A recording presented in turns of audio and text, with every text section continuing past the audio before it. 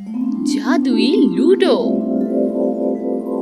कुछ दूर जनकपुर नाम के गांव में एक छोटा सा परिवार रहता था, जिसमें माता, पिता और भाई बहन अंशु और वंश रहते थे। पूरे देश में कोरोना तेजी से फैल रहा था।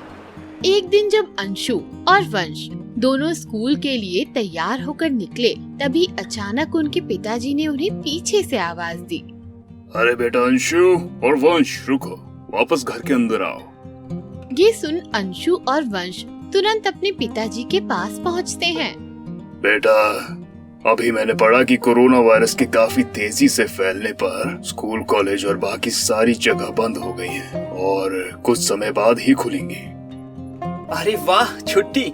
अब तो रोज लूडो खेलेंगे, क्यों अंशु दीदी? हाँ, अब तो पढ़ाई की भी छुट्टी ही समझो। मजा आ गया, अब हम सारा दिन साथ खेल सकेंगे। माँ, हम चाची के घर जाएं, वहाँ पर हम हरी के साथ लूडो खेलेंगे और काफी मजा आएगा। ठीक है बेटा, पर संभाल कर जाना। अंशु और वंश अपनी चाची के घर पहुँचते हैं और वहाँ हरी से मिलते हैं। हरी उन्हें देखते ही हंसने लगता है। आगे लूजर लोग। तभी वहाँ हरी की माँ पहुँचती है और अंशु और वंश से कहती है, अरे तुम लोग इतनी सुबह? हाँ चाची, वो स्कूल बंद हो गया ना, तो सोचा हरी के साथ लूडो खेल ले। एक बात बताओ, तुम्हारी माँ तुम्हें एक छोटा सा लूडो भी नहीं ला सकती क्या? रोज रोज तुम यहाँ बेशर्मों की तरह मुंह उठाकर चले आते हो। हम लोगों को कभी कुछ बीमारी लग गई तो? अपनी चाची का ये बर्ताव देख अंशु और वंश को बड़ी ठेस पहुँची और वो वहाँ से चले गए और फिर अपनी माँ के सामने रोने लगे और उन्हें सब बताया। तुम फिक्र ना करो बच्चों, मैं आज ही तुम्हारे पिताजी से कहकर अच्छा सा लूडो खरीद देती हूँ। शाम को उनके पिताजी लूडो लेने के लिए निकल तो जाते हैं, पर उन्हें काफी दुकानें घूमने के बाद भी कोई दुकान खुली नहीं मिलती और वो घर लौट आते हैं। माफ करना बच्चों, मैंने बहुत कोशिश की पर कोई भी खिलौनों की दुकान खुली ही नहीं थी। ये देखकर वंश बहुत ही उदास हो जाता है और वंश को उदास देखकर अंशु कहती है, अरे वंश, हम लूडो खुद भी तो बना सकते हैं।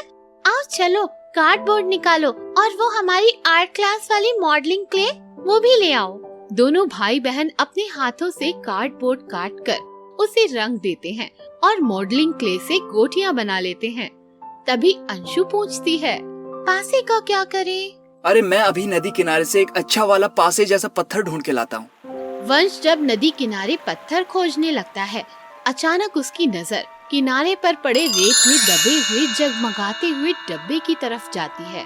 वंश उसे तुरंत खोद बाहर निकालता है और डब्बा खुलते ही उसकी नजर उस आलीशान और प्यारे से लूडो पर पड़ जाती है और साथ ही उस डब्बे में उसे पासा और गोटियां भी मिलती है।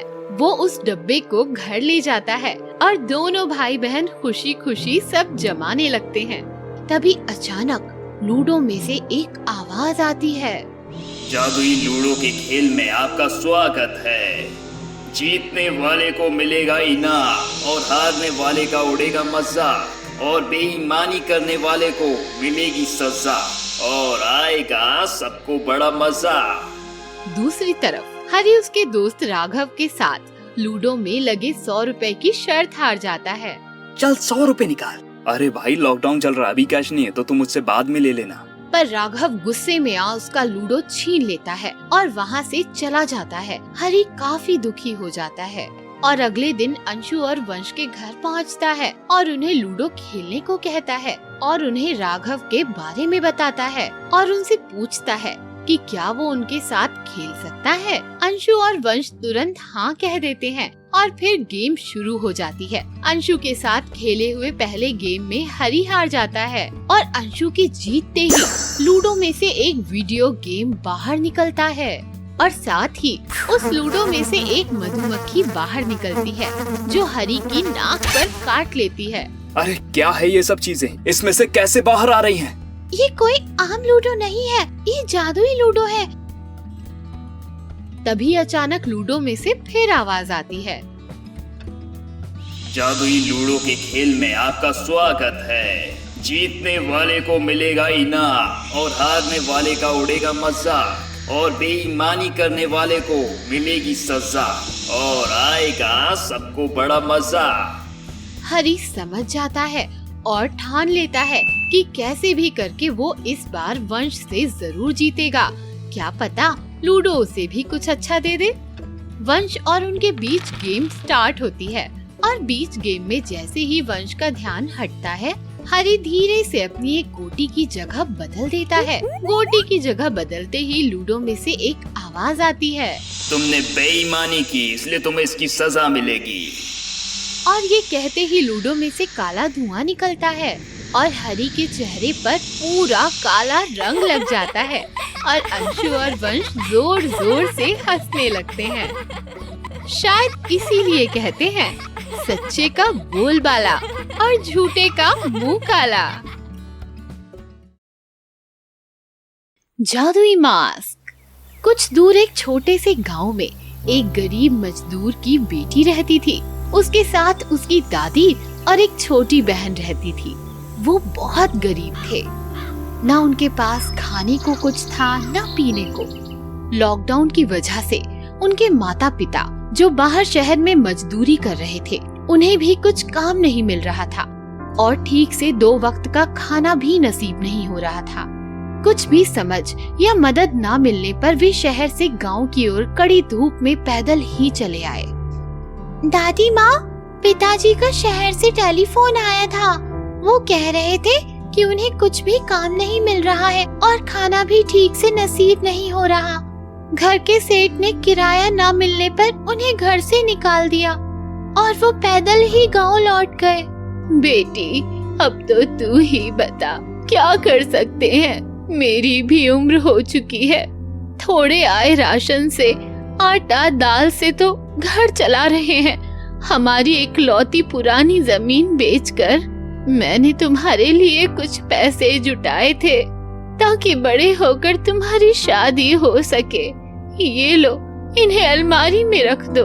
रिया पैसे लेकर अलमारी में रख देती है और ऐसे ही कुछ दिन तक लगातार चलने के बाद रिया के माता पिता घर पहुंचते हैं। दादी कोमल, बाहर आओ, माँ और पिताजी आ गए। दादी कोमल को गोद में लेकर बाहर आती है और देखती है कि पीछे पुलिस की गाड़ी और एम्बुलेंस खड़ी हुई है। दादी, पुलिस और एम्बुलेंस क्यों आई है? कुछ हो गया है क्या? पुलिस गाड़ी से उतरती है और रिया के माता पिता को एम्बुलेंस में पकड़कर ले जाती है। सारा गांव देखता ही रह जाता है। रिया और दादी कोमल को लेकर भाग कर आते हैं। तब तक एम्बुलेंस निकल चुकी होती है। पुलिस आकर उन्हें समझाने लगती है। कोरोना वायरस की वजह से बाहर से आए मजदूरों को 14 दिन के लिए अस्पताल में क्वारंटाइन किया जा रहा है। अगर वो स्वस्थ होंगे तो उन्हें घर छोड़ दिया जाएगा।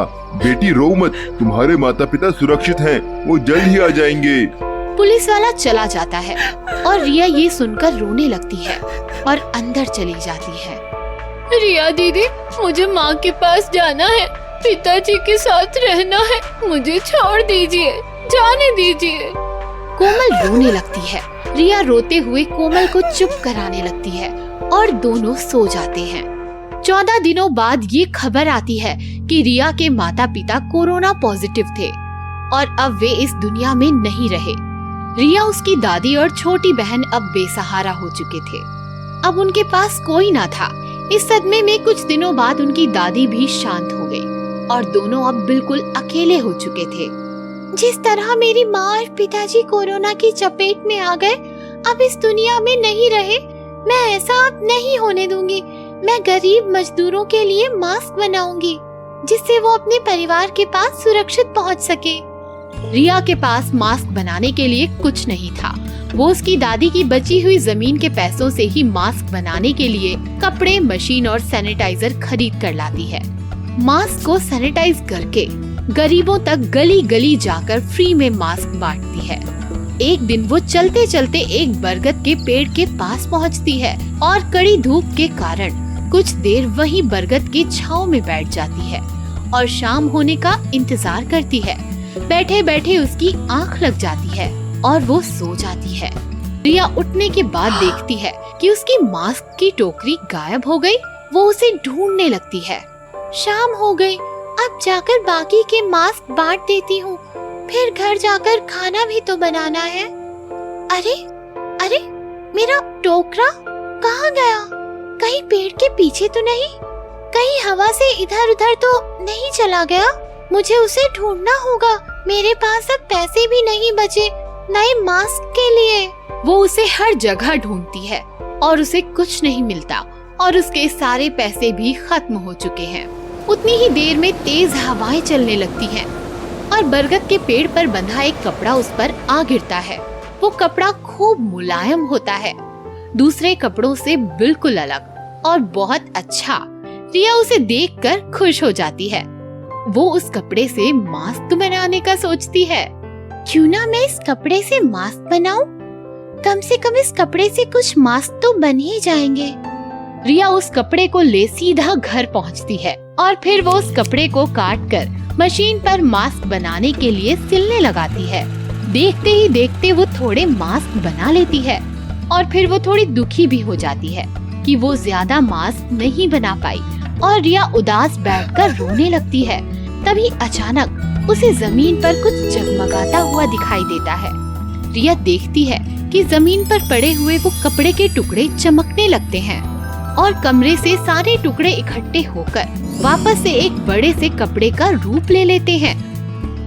और रिया ये देखकर समझ जाती है कि ये कोई आम कपड़ा नहीं है और रिया वो देख बहुत खुश होकर फिर से मास्क बनाने लगती है। वो जितने मास्क बनाती उतना ही कपड़ा लंबा होने लगता। रिया घबरा जाती है और सोचने लगती है कि ये कपड़ा उसके माता पिता का आशीर्वाद है, जिससे वो उस कपड़े से बने हुए मास्क को जादुई मास्क समझने लगती है। और ये सोचकर वो सारे गांव और हर जगह गरीब मजदूरों और गरीब लोगों को मास्क बांटने लगती है। और थोड़े दिनों बाद उसे पता चलता है कि उसके जादुई मास्क से कोरोना के मरीज ठीक हो रहे हैं और जितने भी गरीब मजदूर हैं वो अपने परिवार के पास सुरक्षित पहुंच रहे हैं। और इस अच्छे काम को मेहनत और लगन से करने पर उसे प्रधानमंत्री से पुरस्कार मिलता है।